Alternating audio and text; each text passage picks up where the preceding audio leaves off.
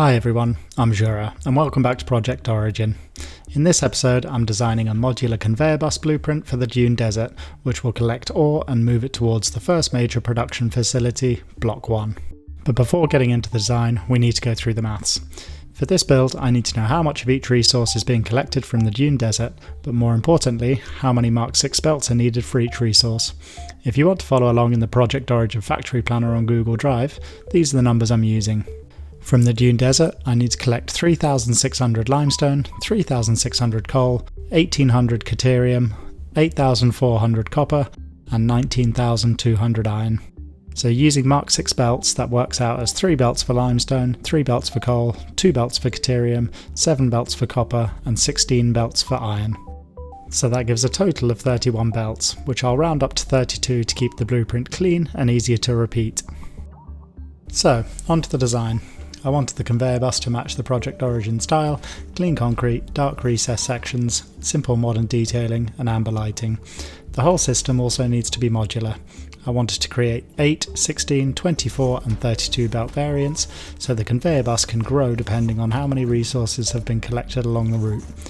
That means smaller sections can be used near the start, and then larger sections can be added as more belts join the main line. It needs to function like infrastructure, but still feel like architecture. I started by building the main conveyor bus section, and if you look carefully, you might notice that I managed to count completely wrong, and somehow did not notice for quite a while.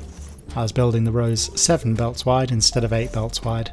Luckily it didn't matter too much because the final design still had enough space for 8 belts per row anyway. These top sections are designed to sit around 20 foundations apart, placed directly on top of the main supports. That spacing should keep the system clean without needing too many support structures across the desert. So the first step in building a 32 belt conveyor bus was apparently forgetting how to count to 8.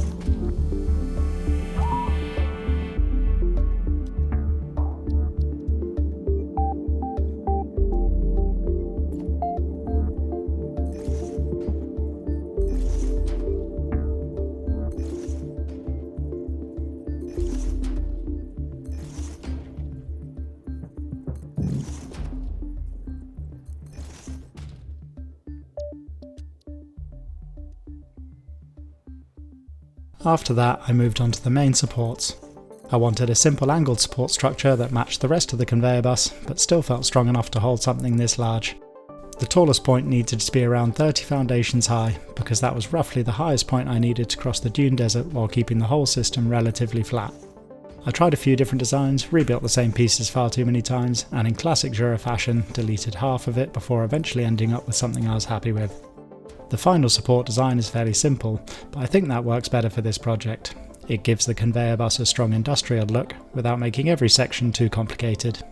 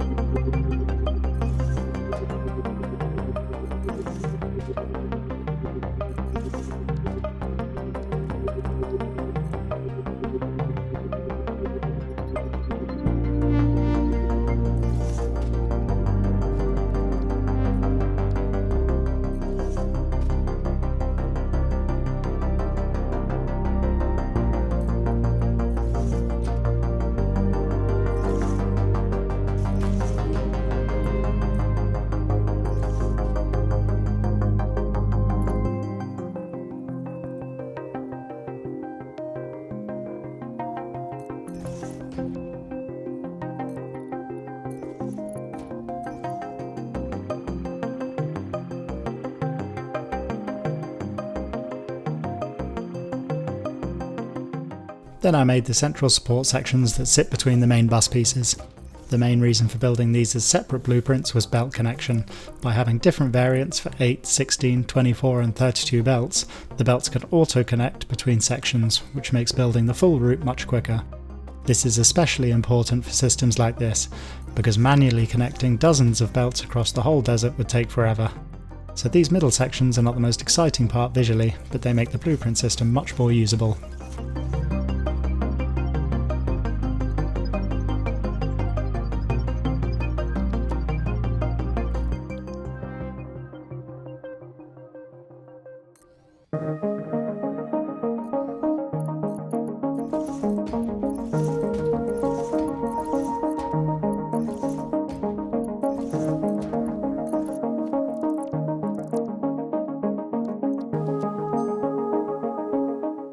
After that, I created a base for the supports.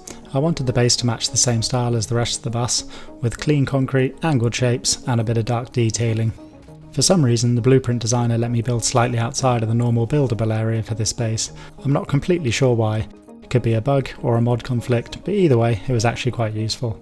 It gave me a bit more space to finish the base properly, and made the support feel more complete. It's a small detail, but it makes the supports feel like they're properly planted into the ground rather than just placed on top of the sand.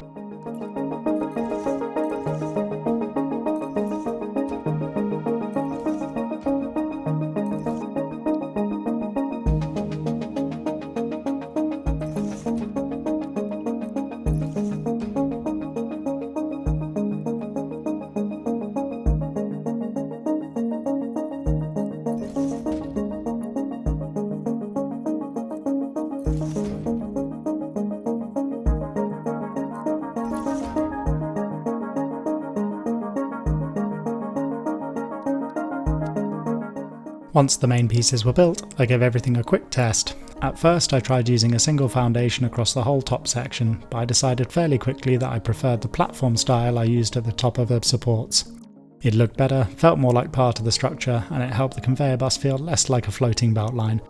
So I turned the platform section into its own blueprint as well. That should save a lot of time later, because I won't need to manually connect all the pillars, beams and detailing every time I place a new section. So by this point, all the modular pieces were built for 8, 16, 24 and 32 conveyors, and honestly, turned out much better than I expected.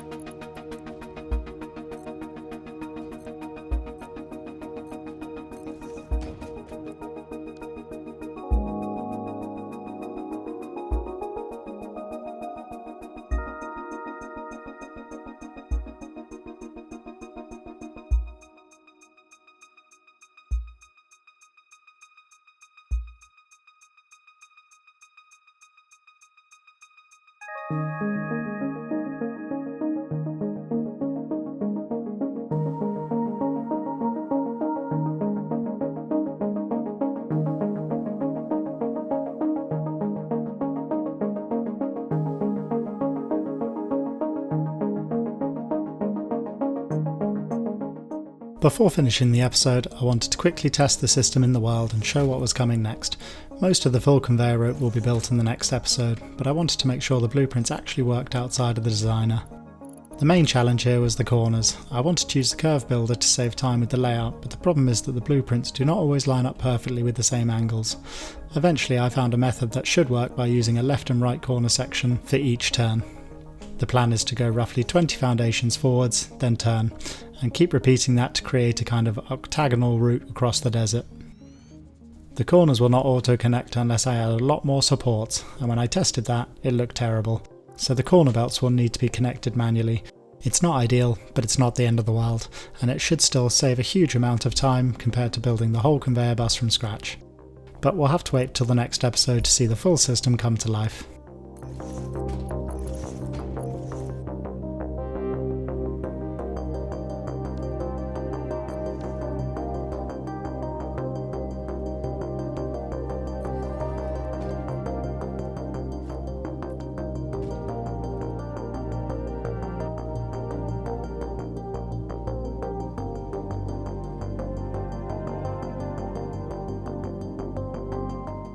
So, that's everything for this episode. All the modular conveyor bus pieces are now ready to start collecting a huge amount of ore from the desert. This isn't the only area where Project Origin will collect ore from, but it does account for a massive part of the early resource network. Once the system is built into the world, it'll start feeding resources towards Block 1, which will be the first proper item production facility in the series. So next up, we'll be heading into the Dune Desert properly to start collecting all of that ore and connecting the full conveyor bus route together. As always, if you have any thoughts, suggestions, or if you've spotted something I've done completely wrong, please let me know in the comments. Thanks for watching, and I'll see you in the next one.